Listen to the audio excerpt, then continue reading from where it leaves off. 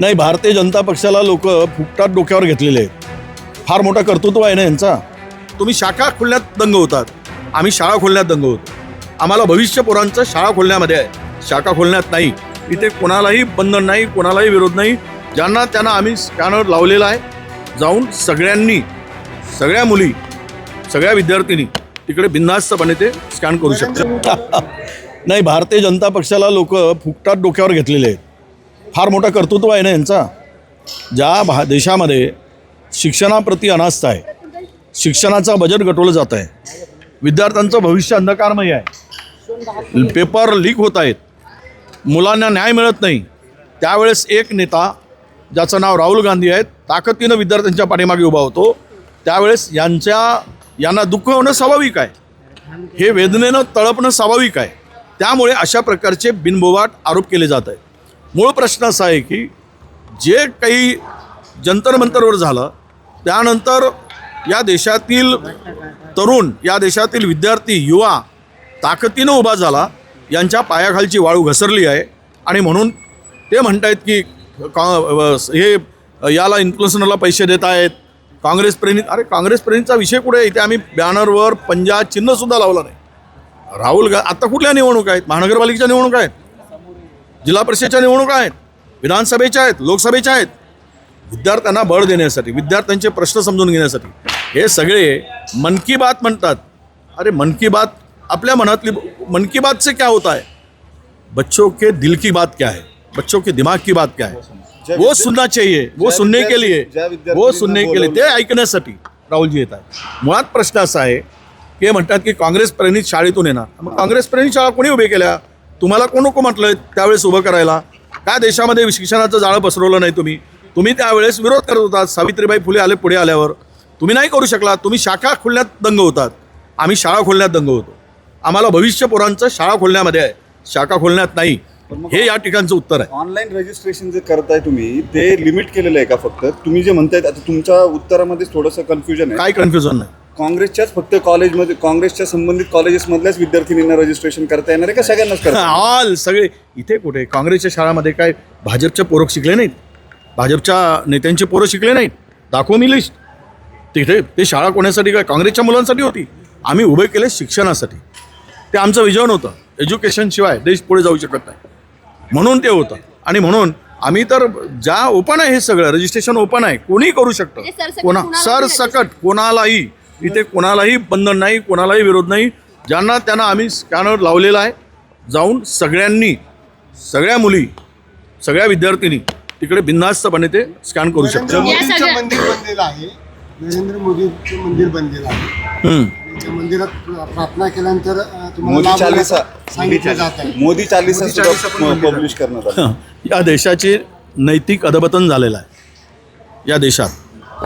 या देशामध्ये एखाद्याला देव बनवून बसवतात आणि त्याच्यामध्ये पात्रता नसताना हा देश उद्ध्वस्त करणाऱ्यांना देव जर मानत असतील तर मला वाटतं की हा देशाचं काही खरं नाही. हा देश पुन्हा अधोगतीकडे जाईल. आज जो देशाची हालत झालेली आहे, या देशाचे प्राईम मिनिस्टर जबरदस्तीनं जाऊन दुसऱ्याला गळे मिळतात. जबरदस्तीनं त्या चीनचे राष्ट्राध्यक्ष यांचा हातही पकडायला तयार नाही, तरी जबरदस्तीनं हात पकडतात. मेरा हात पकडो, हिलाव. आणि हे सगळं पाहिल्यावर हे या देशामध्ये नरेंद्र मोदीचा गोळशेचं मंदिर बांधलं जात असेल तर मला वाटतं यांच्या बौद्धिक दिवाळखोरीचंही लक्षण आहे. देव संतांनी सांगितलं आहे, महाराष्ट्र संतांची भूमी आहे. देव नाही देवळात, देव आहे माणसात. माणसाची सेवा केली की देव मिळतो. आणि श्रद्धा असेल तिथे, जिथे भाव तिथे ठाई ठाई देव, हे आम्हाला सांगितलं आहे. म्हणून मंदिरात या लोकांची जे मंदिरं बांधली जात आहेत ज्यांचा काही संबंध नाही, ज्या देशामध्ये आता जर या देशामध्ये F-16 फाईलमध्ये नाव असणाऱ्यांचे मंदिरं बांधले जातील तर मला वाटतं या देशातील भविष्याचं, तरुणींचं, विद्यार्थ्यांचं भविष्य सुरक्षित नाही. पुण्यातल्या अंगणवाडीच्या महिला जे होत्या त्यांनी भ्रष्टाचार समोर केला, व्हिडिओ करून व्हायरल केला. पोषण आहाराचं सगळं पोलखोल केली आहे त्यांनी की हे 3 ते 4 शिट्ट्या करूनही हा जर वटाणे शिजत नाही. काय करायचं? हा व्हिडिओ त्यांनी सोशल मीडियावर अंगणवाडीमध्ये निलंबन केलंय. असंच आहे. या सरकारमध्ये हुकुमशाही चालली आहे. सरकारला कोणाचंच ऐकायचं नाही. सरकारला भ्रष्टाचाराविरुद्ध काही म्हणजे ऐकून घ्यायची सवय नाही. सरकारला काही चुकीचं घडतं आहे त्याविरुद्ध कोणी आवाज करू नये म्हणून सगळा तुम्हाला माहीत आहे की आज जो विरोधात बोलेल त्याला टार्गेट केलं जातं. अंगणवाडीमध्ये जे THR दिलं जातं ते फेकलं जात आहे. कोणी ते गरोदर स्त्री खात नाही, विद्यार्थी छोटे मुलं आहे बालकं ते खात नाहीत, ते फेकण्यात चाललं आहे. आणि याच्यावरचा बजेट किती आहे? 3,500 कोटी रुपये. 3,500 कोटी रुपये पाण्यात घातले जात आहेत. हे सर्व एक मोठा रॅकेट म्हणून काम करत आहे आणि जो याविरुद्ध बोलेल तो गुन्हेगार. ही जी पद्धत आहे ही हुकुमशाही संपवावी लागेल.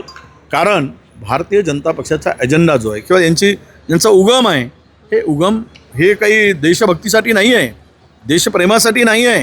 हे वगैरे वंदे मातरम वगैरे म्हणतात हे मनातून नाही आहे, हे ओटातून आहे. हे केवळ मतं घेण्यासाठी आहे. हे धार्मिक भावनाचा उच्छाद मांडणं हे मतांसाठी आहे. देशाला काय पाहिजे? सरकारं कशासाठी निवडली जातात? सरकारं निवडली जातात शिक्षण व्यवस्थेसाठी, सरकारं निवडली जातात सीमेच्या सुरक्षेसाठी, सरकार निवडली जातात शेतकऱ्यांचं भविष्य उज्ज्वल करण्यासाठी. देश समृद्ध करत नाहीत तर मंदिरं बांधून मंदिराची लूट करत आहेत. आम्ही मंदिरं बांधलेत त्यावेळेस मोगलांनी लुटलं असं म्हणायचं. आता हेच मंदिर बांधतायत आणि हेच मंदिराची लूट करतायत. हे मंदिर के लुटेरे भगवानच्या ईश्वराच्या पुढे जाऊन प्रभू रामचंद्राच्या पुढे जाऊन जर चोरी करत असतील तर यासारखे बेशरम या देशामध्ये दुसरे भेटणार नाही. या कार्यक्रमाची जेव्हा परवानगी घेतली तुम्ही त्यावेळेस 30 अटी पोलिसांनी लादून दिल्या आहेत. याच्या आधी मोठमोठे इव्हेंट झाले पुण्यात, मोदी अनेकदा येऊन गेले, अमित शहा येऊन गेले, त्या सगळ्या यात कोणत्याच उघडपणे अटी लादून दिलेल्या नव्हत्या. मात्र 30 अटी दिल्या आहेत आणि त्यात तुमच्या सगळ्या लोकांची जबाबदारी तुम्ही घ्यावं असं लिहून दिलेलं आहे. असं म्हणतात की ज्यावेळेस स्वराज्य स्थापनेसाठी छत्रपती शिवरायांनी याची सुरुवात केली होती त्यानंतरच्या काळामध्ये छत्रपती शिवरायानंतर 2 शूर ताराबाईंच्या काळामध्ये आलेत राजारामांच्या काळात. त्याचं नाव होतं धनाजी आणि संताजी. ज्यावेळेस धनाजी संताजी ज्या भागात स्वारी करायला जायचे त्यावेळेस मोगलांचे घोडे यांचं नाव घेतलं की पाणी पिताना थरथर कापायचे. अशीच काही भीती आत्ता राहुलजी गांधी यांच्या नावामुळं आहे. हे घाबरू नयेत. जशी भीती त्या काळात होती तशी भीती राहुलजींची आहे. डर आहे, खौफ आहे. खौफ काय आहे की हे उद्या या युवकांना गोळा करून आमची सत्ता उलटवतील. ते राहुलजी उलटवणार नाही तर या देशातील राहुलजी उलटवणार नाही तर या देशातील युवक तरुण या देशातील ह्या असल्या जे हुकुमशाही प्रवृत्तीनं काम करत आहेत ते सरकार उलटवण्यासाठी सज्ज झालेले आहेत आणि ते पूर्ण करतील असा मला विश्वास. राहुल गांधी दिल्लीच्या संसद मार्ग पोलीस ठाण्याच्या बाहेर ठिय्या मांडून बसले की पॅलेट गनच्या विद्यार्थ्यांवरती चालवण्यात आले, विद्यार्थी जखमी झालेले आहेत, त्याची तक्रार सुद्धा राहुल गांधी करत आहेत. एवढे दिवस सरकारने हे स्वतःहून करणं अपेक्षित होतं का? नक्कीच 100%. बघा पॅलेट्स गन वापरायचा अधिकार कोणी दिला? पॅलेट्स गनमधून गोळ्या झाडण्याचा कोणी आदेश केला? जो आदेश केला असेल त्याच्यावर गुन्हा दाखल झाला पाहिजे ना. ते वापरताच येत नाही. हे अतिरेकी नाही आहेत, हे कोणी नक्षल नाही आहेत, हे देशविघातक नाही आहे. किंवा जे विद्यार्थी ज्या ठिकाणी आंदोलन करत होते ते शांततेच्या मार्गाने करत होते. त्यांच्या हातात बंदुका होत्या काय? तोफ होते काय? तोफगोळे होते काय? बाम होते काय? हातात साधी काठीसुद्धा नव्हती. मग अशा वेळेस तुम्ही तिकडे का पॅलेट्स गंडी त्या विद्यार्थ्यांना जखमी केला? आणि ते इतके गंभीर अवस्थेत झाले, त्या पोरांचं रक्त सांडलं त्या मातीत. आणि तुम्ही तक्रार करून, ईमेल करून, रिसर तक्रार नोंदवून कारवाई करत नाही. याचा अर्थ असा आहे की तुम्हाला जो आदेश दिला त्याला वाचवायचा आहे, सरकारला वाचायचं आहे. म्हणून राहुल गांधींनी त्या विद्यार्थ्यांना न्याय मिळवण्यासाठी स्वतः एक विरोधी पक्षनेता विद्यार्थ्यांच्या पाठीमागे खंबीरपणे आणि ताकदीनं उभा होतो. हे विद्यार्थ्यांच्या भविष्यासाठी, उज्ज्वल भविष्यासाठी असा नेता उभा होणं म्हणजेच उद्याच्या या करप्ट संपूर्ण व्यवस्थेला सुधारवण्याचं काम भविष्यात राहुल गांधी करतील. कोर्टाने न्यायालयीन आयोग नेमला या सगळ्या संदर्भात. हिंसाचार झाला का, कशामुळे झाला, पॅलेट्स गन चालल्या का, कशामुळे चालल्या, कुणाच्या आदेशाने चालल्या, या सगळ्याची चौकशी करण्यासाठी न्यायालयीन आयोगाचा रिपोर्ट येईपर्यंत आपण थोडीशी वाट नाही बघू शकत का? या संदर्भात गुन्हा दाखल व्हायला प्रोसेस जी आहे ती प्रोसेस सुरू आहे. असं असताना या अशा पद्धतीनं स्वतः जाणं हा आताताईपणा नाही का? वा, म्हणजे न्याय मागणं आताताईपणा, शेपूट घालून बसणं आताताईपणा. त्याला काय म्हणायचं? पोरांचं रक्त सांडलं, एका पोरावर कितीतरी छर्रे लागलेले दिसले, त्याचं शरीर रक्तबंबाळ झालं होतं आणि तुम्ही न्यायालयीन चौकशी करताय. या राज्यामध्ये किती SIT नेमले आहेत तुम्हाला माहीत आहे? 140 SIT नेमल्या गेल्या आहेत. 140 पैकी 4चाही निकाल आले नाही गेल्या 10 वर्षात. काय सांगताय तुम्ही व्यवस्थेचं? तुम्ही सगळे ईडी तुमच्या हातात, CBI तुमच्या हातात, न्यायव्यवस्थेमध्ये तुम्ही गडबड करून ठेवली. तुम्हाला संपूर्ण यंत्रणेचा दुरुपयोग केला आहे. न्याय कोणाकडे मागायचा? जर न्याय मिळाला असता तर एवढ्या रक्तबंबाळ झाल्यानंतर पोरांना त्या ठिकाणी युथला तुरंत गुन्हे दाखल झाले असते. झाले नाही म्हणूनच तर राहुलजी गेलेत. आणि तुम्ही 5 वर्ष चौकशी करणार. 5 वर्षाच्या चौकशीनंतर मग काय होईल? गुन्हा घटना घडते, एखाद्याचा खून होतो, एखादा मुलाचा गंभीर जखमी होतो, तो तुम्ही चौकशी करत बसणार. तो एव्हिडन्स नाही. गोळ्या लागले तो एव्हिडन्स नाही आहे. त्याच्यावर अंगावर छर्रे लागले ते एव्हिडन्स नाही आहे. त्याचे हातपाय तोडले गेले तो एव्हिडन्स नाही आहे. अजून कसला पाहिजे? यामुळं राहुलजी एग्रेसिव्ह आहेत आणि विद्यार्थ्यांच्या भविष्यासाठी लढत आहेत. पृथ्वीराज थँक्यू. चव्हाणांनी एक दावा केलाय की 2014ला शिवसेनेसोबत जाण्याचा प्रस्ताव होता. तसं काय होतं का? कोणाचा? पृथ्वीराज चव्हाणांनी पृथ्वीराज बाबा असं म्हटलेत की 2014लाच शिवसेनेसोबत जावं. मला माहीत नाही, कारण मी त्या मेन स्ट्रीममध्ये नव्हतो. त्यामुळं ते त्यावेळेस मुख्यमंत्री होते. कदाचित त्या लेवलवर चर्चा झाली असेल. ज्या गोष्टीची माहिती नाही त्यावर मी भाष्य करणं मला वाटतं उचित नाही. रोहित पवारांनी राहुल गांधींच्या स्वागताचे बॅनर लावले. त्याच्यामुळे अशी एक चर्चा आहे की रोहित पवार आता काँग्रेसमध्ये पक्षप्रवेश करणार आहेत. काय खरंच तसं काय आहे का? राहुलजींच्या मागे उद्या देश उभं होत आहे. हे जे पळपुटे आहेत ना, देश उद्ध्वस्त करणारे, देशाला कर्जबाजारी करणारे, देशामध्ये मंदिर मस्जिदच्या नावाने युवकाचं आणि तरुणांचं, विद्यार्थ्यांचं भविष्य उद्ध्वस्त करणारे, या विरुद्ध देश एकवटतो आहे. आणि देशातील जनता राहुलजीबरोबर उभी आहे. आणि त्यामुळंच हेही आमच्या रोहित भाऊला पटलं आहे.